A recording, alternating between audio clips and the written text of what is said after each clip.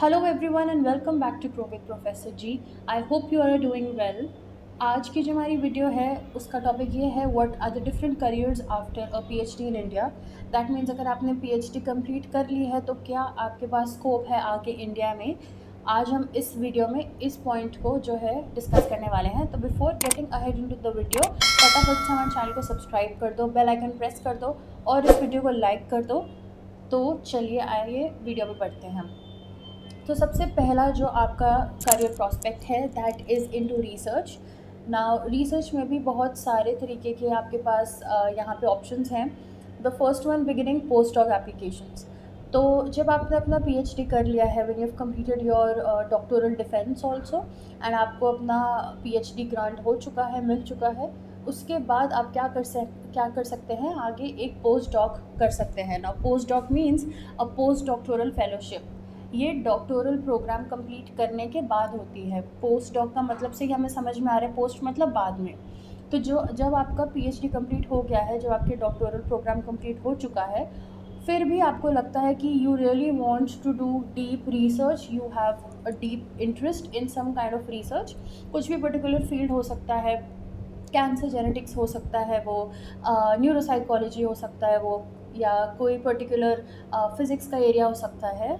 Just for an example, अगर आपको लगता है कि आप उसमें इतना इंटरेस्टेड हो that you want to pursue after PhD as well, उस टॉपिक को आगे भी आपको करना है, तो आप उसको पोस्ट डॉक में ले सकते हो। अब पोस्ट डॉक में क्या होता है, जो यूनिवर्सिटीज़ होती हैं, be it in India, US, UK, Australia, कहीं पे भी वो अपना पोस्ट डॉक एप्लीकेशंस निकालती हैं। जनरली उसमें क्या होता है, लैब होते हैं और लैब में एक जो होती है पोजीशन ओपन होती है, एक दो पोजीशंस ओपन होती है, और वहाँ पे दे पुट एन एप्लीकेशंस कि अगर आप एक इंडिविजुअल हैं जिन्होंने डॉक्टोरल प्रोग्राम कंप्लीट कर रखा है, for example biotechnology, biology, physical sciences, psychology etcetera, अगर आपने इनमें से पीएचडी कर रखा है और आपका जो एरिया था वो ये पर्टिकुलर एरिया था, तो आप इस पोस्ट डॉक एप्लीकेशन के लिए अप्लाई कर सकते हैं। तो इसमें बेसिकली क्या होता है कि अगर आपने उसी में पीएचडी कर रखी है तो आप उस इंटरेस्ट और उस टॉपिक से बहुत ज़्यादा वाकिफ़ होते हैं, you are very well versed with it. तो इसीलिए आप क्या करते हो, पोस्ट डॉक एप्लीकेशन उसमें अपनी सबमिट कर देते हो। So this is for people who want to work again in the lab after the completion of their doctoral program। उनको उस पर्टिकुलर प्रोफेसर के साथ जो वहाँ पे वो कंडक्ट कर रहे होते हैं रिसर्च, उस पर्टिकुलर लैब के साथ, उस यूनिवर्सिटी के जो वैल्यूज़ हैं, जब इन सारी चीज़ों से वो अपने आप को रिलेट कर पाते हैं कि yes this is the topic I want to research, ये इंस्टीट्यूट है जो जो काम कर रहा है इस पे, इसमें मैं इंटरेस्टेड हूँ, तब जाके ये डिसीजन लिया जाता है एक इंडिविजुअल का कि वो पोस्ट डॉक आगे करना चाहेंगे। This is the same thing that happens in India as well. जो लैब्स हैं आईआईटीज़, एनआईटीज़ में, इवन डीयू में और अदर जो आपके सेंट्रल यूनिवर्सिटीज़ हैं, तो वहाँ पे भी जो लैब्स होते हैं वो एक आध पोस्ट डॉक पोजीशन ओपन करते हैं। तो आपको क्या करना पड़ता है, आपको ये देखना पड़ेगा कि क्या ये जो एरिया हो रहा है क्या ये मेरे इंटरेस्ट का है, क्या इसमें जो मुझे पे मिल रहा है, because a post doctoral position is equivalent to US working. तो वहाँ पे आपको सैलरी मिलती है, राइट। तो कुछ इंस्टीट्यूट उसको स्टाइपेंड कहलाते हैं, कुछ उसको सैलरी कहलाते हैं, it is different for different institutions. तो आप ये भी देखोगे कि क्या ये जो मुझे सैलरी ऑफर हो रही है after a PhD, is it good for me. तो ये बहुत सारी चीज़ें हैं जो आपको कंसिडर करनी है। अगर आपको एक वीडियो चाहिए रिगार्डिंग क्या सैलरीज, क्या स्टाइपेंड्स ऑफर होते हैं after a PhD program, then do let me know in the comments, I can definitely make a video on that. तो पहला पोजीशन तो यहाँ पे आपका हो गया पोस्ट डॉक्टोरल पोजीशंस। उसके बाद ये है कि हो सकता है कि आपको पीएचडी के बाद पोस्ट डॉक्टोरल पोजीशन या पोस्ट डॉक्टोरल फेलोशिप नहीं करनी है किसी एक एरिया में, but you can definitely apply to institution such as DRDO, ICMR, AIIMS etcetera based on your field. IITs भी हो सकते हैं। इनमें क्या होता है, लैब्स में पोजीशंस ओपन होती हैं, या इवन इंस्टीट्यूट्स में रिसर्च एसोसिएट की पोजीशंस ओपन होती हैं। So it is slightly different from a post doctoral fellowship, because a post doctoral fellowship में आप फेलोशिप कर रहे हैं पर्टिकुलर एरिया। हाउएवर जब आप एक रिसर्च एसोसिएट हो उस प्रोजेक्ट में, किसी भी पर्टिकुलर प्रोजेक्ट में, वहाँ पे वो प्रोजेक्ट हो सकता है आपका एरिया का ना भी हो। So there is a slight difference between a fellowship and a research associate position in a project at various government or private institutions. So वो आपको ध्यान देना पड़ेगा, क्योंकि as per the UGC guidelines हमारे यहाँ पे रिसर्च एसोसिएट की ICMR, DST और ऐसे इंस्टीट्यूशंस, DRDO, इनमें अलग सैलरी होती है और यूनिवर्सिटीज़ अपना अलग स्टाइपेंड देती हैं पोस्ट डॉक्टोरल फेलोशिप के लिए। तो when you are applying to these positions after your PhD, आपको बहुत ध्यान से देखना है कि आपको जो सैलरी आप जिसमें काम करना चाह रहे हो, is it as of the same designation या नहीं है। आपको थोड़ा इंडस्ट्री रिसर्च उस टाइम पे करना पड़ेगा बेस्ट अपना निकालने के लिए इसके बाद, PhD के बाद। ठीक है, तो आइए नेक्स्ट देख लेते हैं, विच इज़ टीचिंग। ये बहुत कॉमन है and I think 70 to 80% of the people choose an academic career over a non academic career.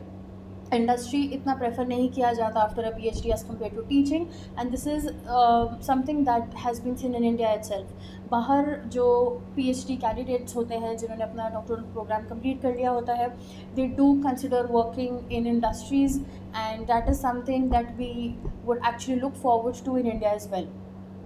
तो जब हम टीचिंग पे आ जाते हैं यहाँ पे, there are two things broadly कि आप यूनिवर्सिटीज़ में पढ़ा सकते हो, be at central, be at state universities और even private universities for that matter, या आप स्कूल्स में भी पढ़ा सकते हो। There are good schools that even take PhD completed individuals। तो ऐसा नहीं है कि आप सिर्फ यूनिवर्सिटीज़ में लिमिटेड हो, you can even apply to schools as well। So that is how you can even, आप देख सकते हो कि देखिए यूनिवर्सिटी लेवल पे आपका जो काम होता है, जो स्टूडेंट्स होते हैं, जो स्टूडेंट्स का पर्सनैलिटी टाइप होता है, that is actually different from the students that you will meet in schools.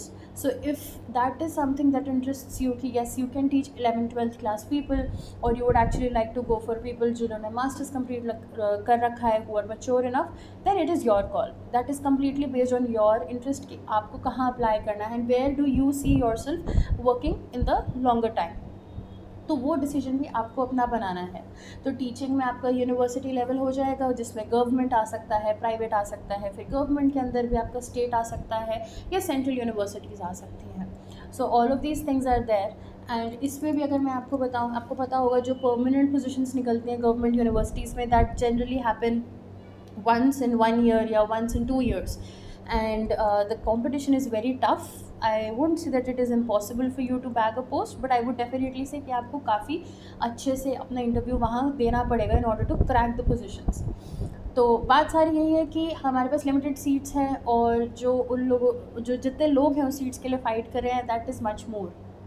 तो आप प्रोबेबिलिटी लगा सकते हैं यहाँ पे, इसीलिए वो डिफ़िकल्ट हो जाता है, right. But it is still not impossible, and I believe in all of you कि आप डेफिनेटली वो पोजीशंस बैक कर सकते हो जिसके लिए आप ड्रीम रखते हो।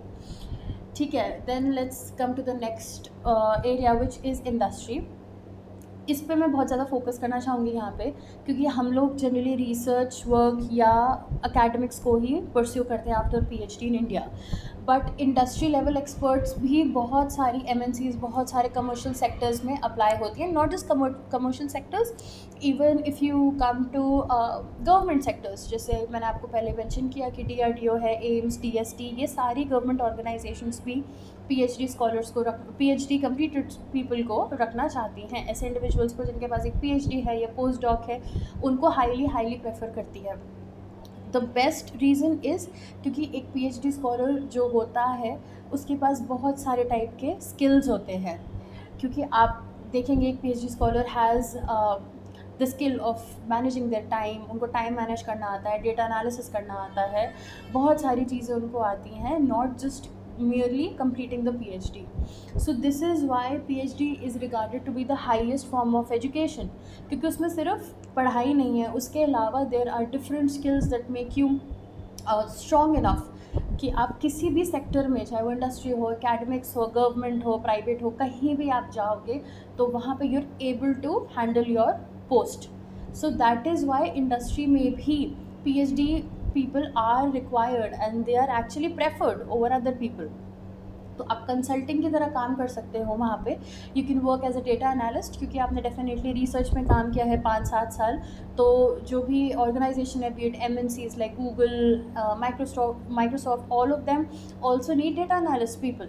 सो वो तो है ही जो कंप्यूटर साइंस बैकग्राउंड से वो ले रहे हैं, बट अगर आप उसके अलाइड जो सिमिलर फील्ड्स हैं, अगर आप वहाँ से हैं और आपके पास एक PhD है, तो आपको आसानी से डेटा एनालिस्ट या स्टैटिस्टिशियन की जो पोजीशंस हैं वो ऑफ़र हो जाएंगी।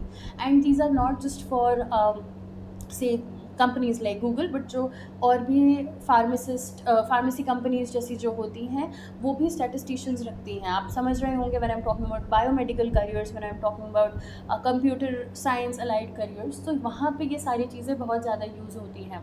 So that is why if you looking for a job जो कि गवर्नमेंट और प्राइवेट सेक्टर से हटके हो, जो डिफरेंट हो और जिसमें आपको एकेडमिक्स में इंटरेस्ट ना हो, तो आप ज़रूर इंडस्ट्री फील्ड के लिए सोच सकते हैं। Where you apply for data analyst position, statistician positions, ये बहुत आपको इसका एक बहुत वास्ट स्कोप है और वो इंडिया में और भी बढ़ रहा है अभी। So these are the 3 broad careers. इसके अंदर भी और करियर्स आते हैं, वो similar to the broad careers ही हैं। So if you feel like discussing more about क्या पे रहता है, about assistant professorship, professorship and even research associates in different government organizations and private organizations, you can drop in a comment here and we would definitely get back with another video. Thank you for watching this video and do share it with your friends. We'll see you in the next video. Bye.